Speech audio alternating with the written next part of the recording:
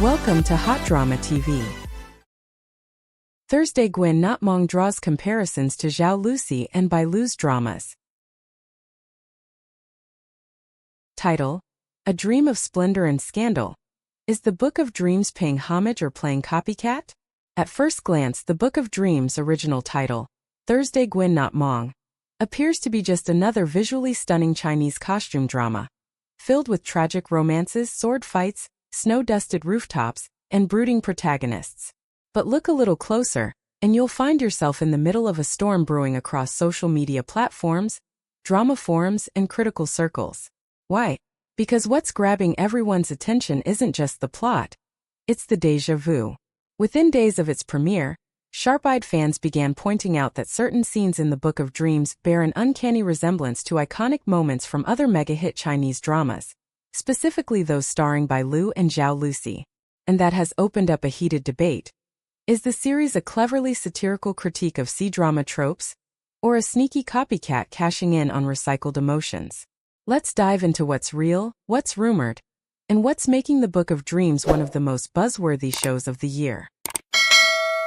A snowfall, a jump, a memory. It started with a scene that should have been beautiful.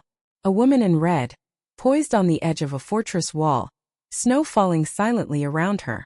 Then a leap. For fans of the hit drama one and only Chao Sin Nu Ko, this visual was immediately familiar. Tong Not Mong, played by Li Yitong, Channel Shuri, played by Bai Lu, almost frame for frame in what many are calling a direct replication of the earlier show's most emotional scene. A tragic suicide dressed in red beneath a wintry sky. Everything down to the camera angle, the lighting, and the silent despair felt too familiar. And it didn't stop there. Fire rescue and Zhao Lusi? Just a few episodes later, the Book of Dreams delivered another dramatic visual. The male lead Nam Han, played by Lu Yuning, dashing into a fiery inferno to save the female protagonist. It was heroic, emotional, and cinematic. But again, fans were quick to draw comparisons. This time, the resemblance was to a major scene from Love Like the Galaxy, Tin Han and Lan, in which Zhao Lusi and Wu Lei shared a similarly chaotic rescue under blazing flames. Red fabric flying, falling beams, urgent embraces. It felt, yet again, like something borrowed. So, is it tribute or theft? Satire or stealing? The debate intensifies. Here's where it gets messy and fascinating. According to netizens, the Book of Dreams may not be copying out of laziness, but rather out of intent.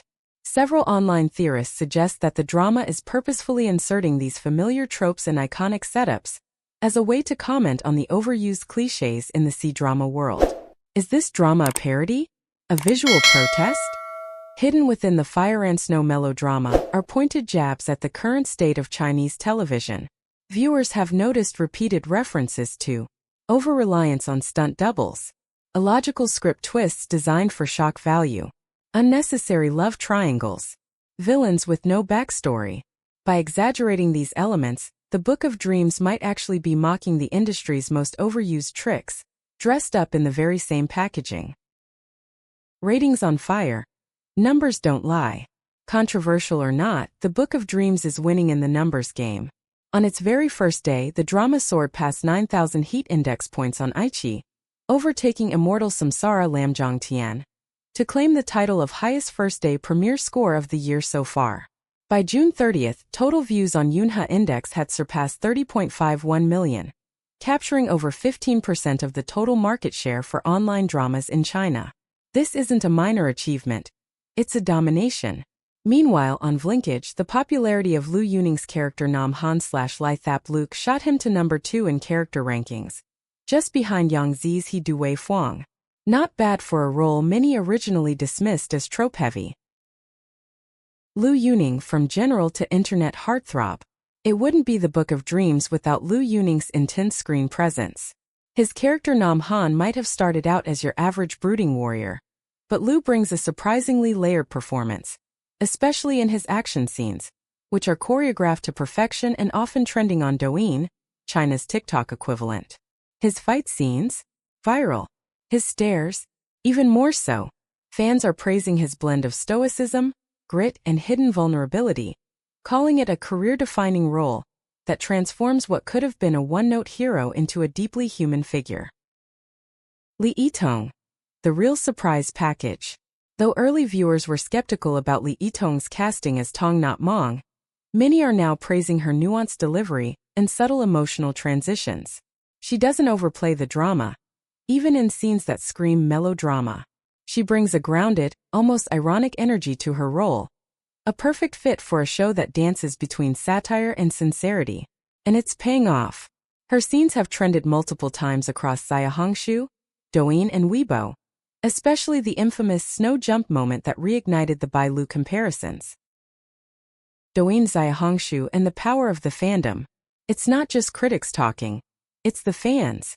Clips of emotional confrontations, icy stares and fiery rescues are being chopped, filtered, and reposted across all major platforms.